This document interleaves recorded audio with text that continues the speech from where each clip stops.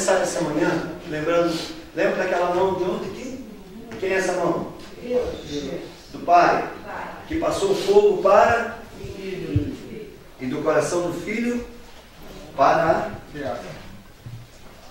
a igreja, para a humanidade, para nós. E é nesse fogo que nós vivemos, é nesse contexto que nós estamos vivendo. E eu queria falar de alguns frutos, vou compartilhar com o padre hoje. Eu estava na mesa do café e o Espírito falou, vai para a capela que eu vou te dar os pontos pelo qual você deve abordar nessa manhã. E eu desci correndo, falei, vai estar só eu e Deus, está todo mundo tomando café. E eu fiquei com uma vergonha danada, o único que estava dentro da capela era o Padre Ângelo fazendo a liturgia das horas diante do Santíssimo. Eu falei, Padre, desculpa, achei que eu estava sozinho. Eu vim aqui para escutar o Espírito, falar para mim. E aí ele começou a falar e ele falou exatamente aquilo que eu precisava ouvir. Foi a boca de Deus naquela hora. E ele estava ali sozinho. E eu nem sei se eu disse obrigado, mas eu sei dele correndo tudo e foi agora esquece. O resto, tudo que você preparou na madrugada, tudo que você chorou na madrugada, esquece tudo, agora vai. Depois partilhava com o Padre Eduardo e ele também disse, por aí, vamos nesse contexto. Quando nós chegamos em Lucas, e nós entramos na casa da Beata ontem, alguns de vocês, o Daíra até bateu foto, o Virília batendo foto também, viu o pessoal lá de Jacarezinho batendo foto também, da Bíblia, que a Beata usava, aquela pequena Bíblia que está lá. E o que mais me chama a atenção, a primeira vez que eu toquei naquela Bíblia, que um dia eles abriram para pegar aquela Bíblia e ver, eu fechei ela e quando eu abri ela estava justamente nesse texto. João capítulo 20, versículo 21. Ela abre sozinha. Eu fiz isso por 2, 3 vezes. Não é que eu estava fazendo roleta russa da palavra, não. Mas eu falei, Senhor, me dá uma... Há 100 anos aberta.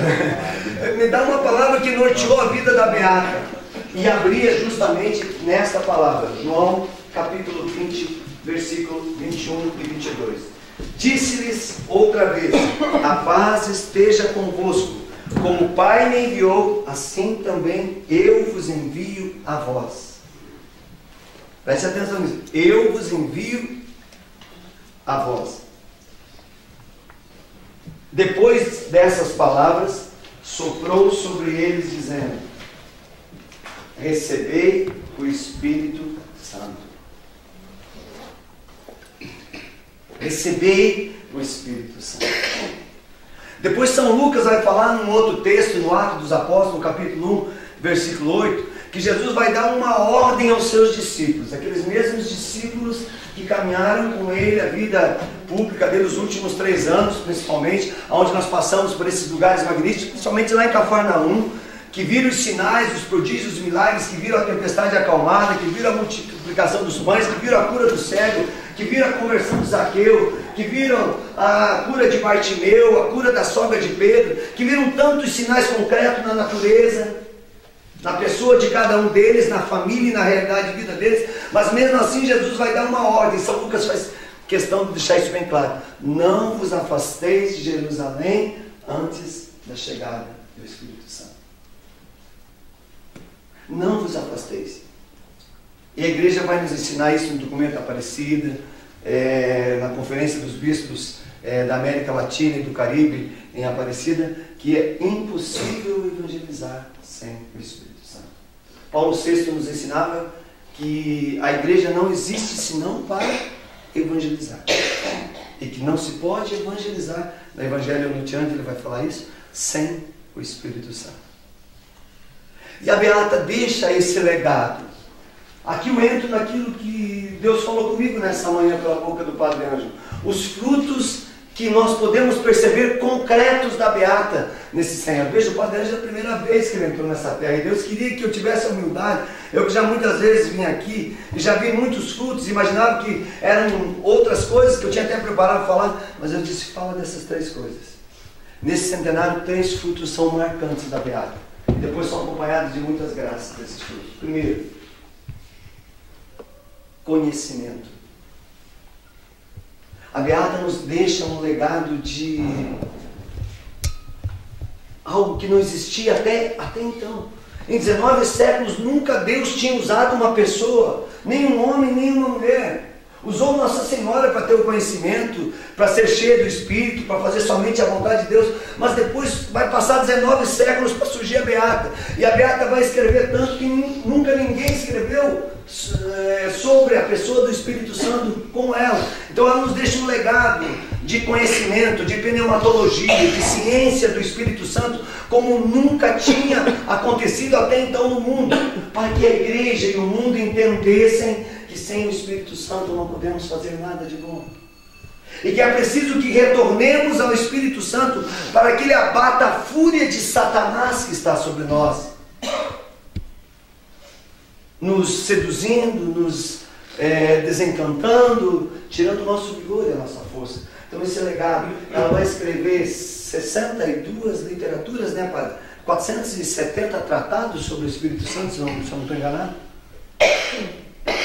Veja, quanta riqueza essa mulher vai deixar. As irmãs diziam que a Beata era como o 8º dom do Espírito. A escrita, ela escrevia tudo que o Espírito falava sobre ela. A escrita seria o 8º dom do Espírito, escrever. E João Legado, ela não hesitou em escrever. Ela conviveu com 4 papas, só para o Papa Leão XIII ela escreveu 14 cartas, das quais 12 estão traduzidas no livro Escrito de Fogo, que o Padre Dudu citou ele ontem aqui para nós. Então, veja que legado, conhecimento.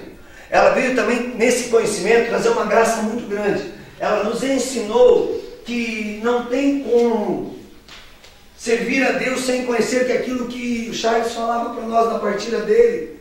Qual é o apostolado? E vejam, e nós como amigos e amigas da Beata temos presenciado que Deus tem feito isso nessa graça do conhecimento. Nós temos subido para um monte para orar, vivendo a nossa vida carismática, a expressão dos carismas, um povo que grita, um povo que louva, aonde vem protestantes, aonde vem católicos, aonde vem gente que acredita e gente que não acredita, mas que vem jovem, que vem idoso, mas todo mundo está subindo para um monte. O último monte tinha mais de 700 pessoas, mas nós também estamos preocupados com a formação, por causa dessa graça do centenário da Beata que ela deixa, esse fruto, o conhecimento do Espírito, para poder servir mais e melhor.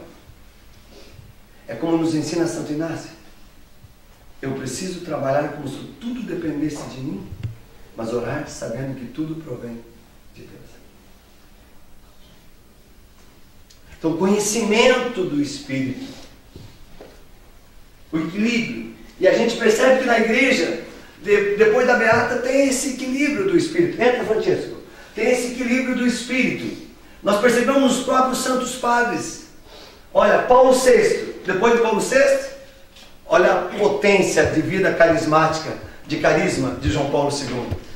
Aí vem essa sumidade de sabedoria, Bento XVI, depois de uma potência do Espírito chamado Francisco. Aí a gente vê nessa graça que a Beata nos deu, que naturalmente vai acontecendo. Assim como nós fazemos grandes encontros de cura e libertação, nós vamos para breve e fazemos missão com os pobres. Deixamos as massas para cuidar daquele rebanho sofrido.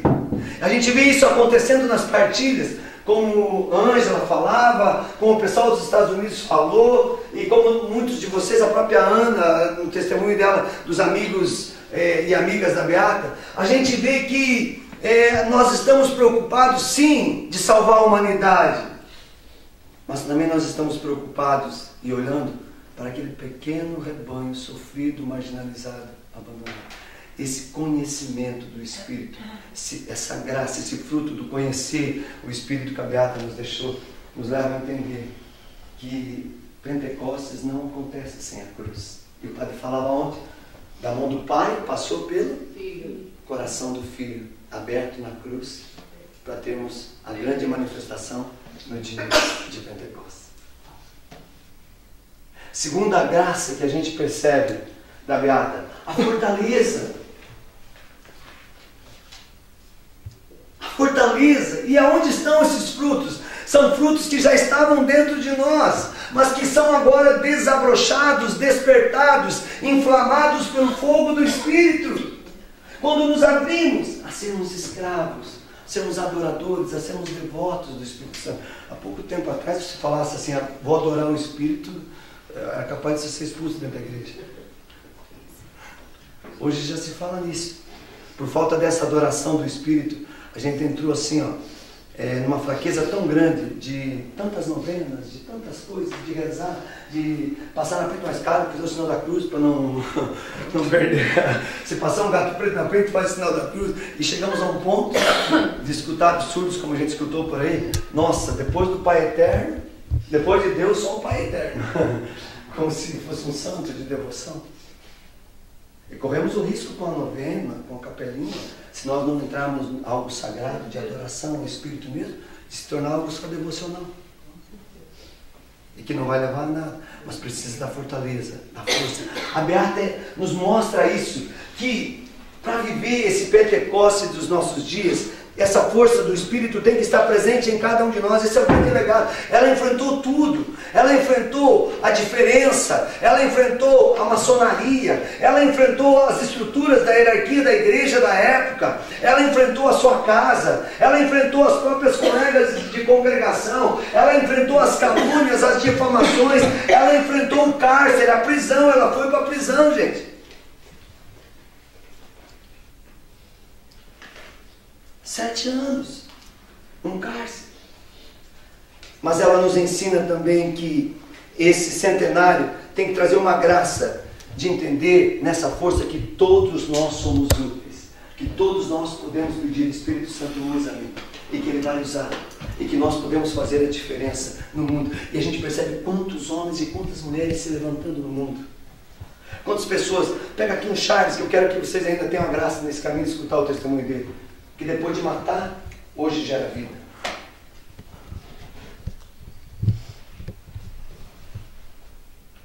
Olha para cada um de nós. Da onde nós viemos para chegar aqui hoje. E nessa fortaleza, uma grande graça desse fruto da fortaleza que eu vejo nesses 100 anos da Beata é você.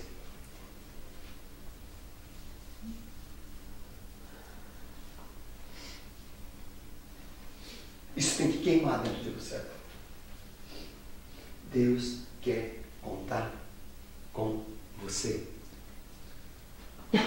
E você pode, a exemplo da Beata, pela força do Espírito, mudar a história. Como Deus mostrou aqueles primeiros 12 que Ele chamou. Mesmo que haja aqui no meio de nós um traidor como tinha entre os 12. Mesmo que haja aqui no meio de nós alguém que negue essa graça como tinha entre os 12. Pedro, que se tornou o primeiro Papa. Essa força do Espírito pode tornar a nossa miséria potência do Espírito. Como aconteceu na vida da Beata, que nós vimos o padre traduzindo a Madre ontem. Aonde pensavam que tinha ouro, tinha lixo. E aonde pensava que tinha lixo, tinha ouro. Você não é lixão. Você é puro de Deus. Essa força do Espírito que habita em ti te dá essa grande graça pela fortaleza do Espírito de ser ouro puro. Com o teu diabetes carregando insulina, quando você vai, você pode ser ouro puro.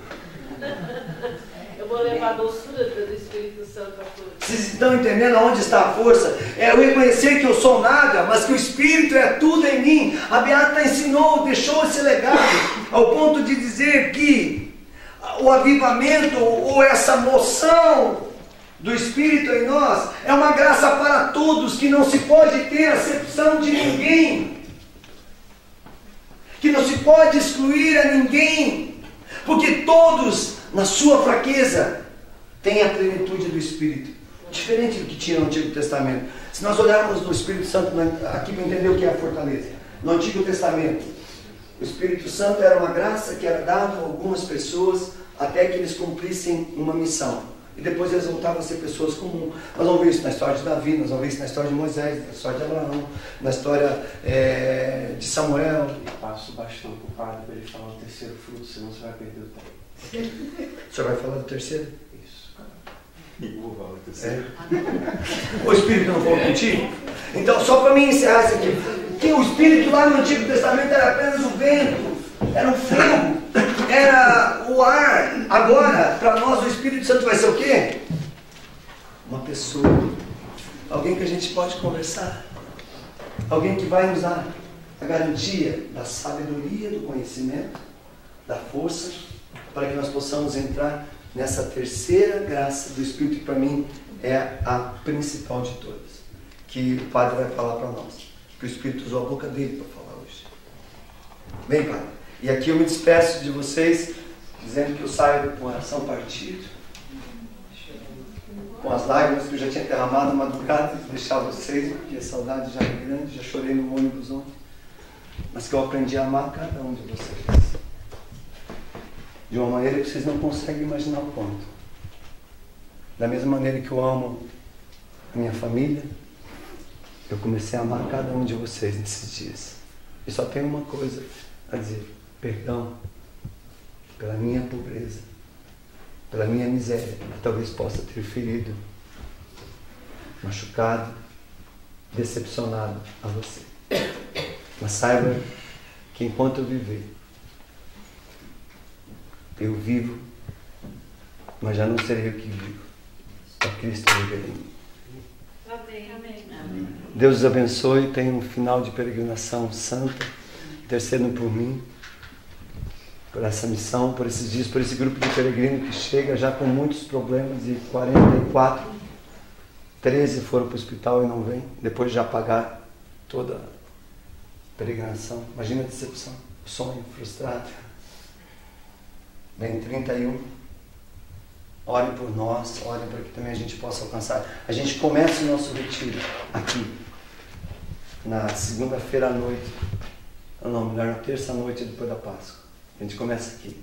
Serão 2 dias de retiro aqui nessa casa, e daqui a gente peregrina em alguns lugares da Itália, participa da canonização, e vamos a Fátima, encerramos com Maria, e voltamos ao Brasil. Lembrando que ou vivemos esses frutos desse centenário, ou nós seremos reduzidos à planície dos ossos secos de Israel. Passa o bastão. Deus abençoe. Eu não vou nem poder abraçar vocês, mas eu peço que o Espírito dê um abraço.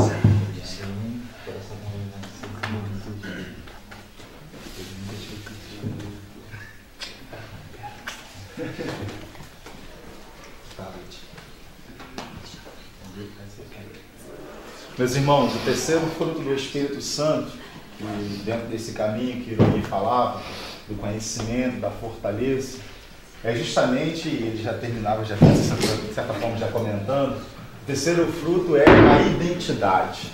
O terceiro fruto do Espírito é justamente a vivência. Uma palavra que pode nos animar e nos conduzir muito a isso é aquela palavra que Jesus disse: o grão de fruto não morrer, como dar a vida?